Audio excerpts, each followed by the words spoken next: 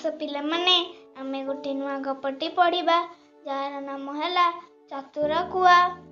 बैशाख मास नई पोखरी सुखी जाई थाए। थरे गोटे कुआ को भारी शोष लागिला।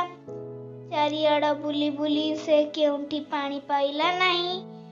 थका होई आंब गछ डाଳରେ बसी पड़िला। किछि दूर रे गोटे माठिया देखिला।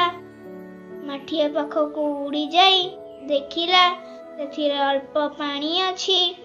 ता थंट पानी पाखक पाइला नहीं। से गोटे उपाय पांचिला। छोट छोट गोड़ी गोटाई आनी माठिया रे पकाइला। तेणु पानी ऊपर को उठिला। कुआ थंट बुड़ाई पानी पी मन खुशी रे उड़ी गला। एठारे गपटी समाप्त हैला। ए गपरु आमे शिखिले बुद्धि बल रे सब काम करी हुए।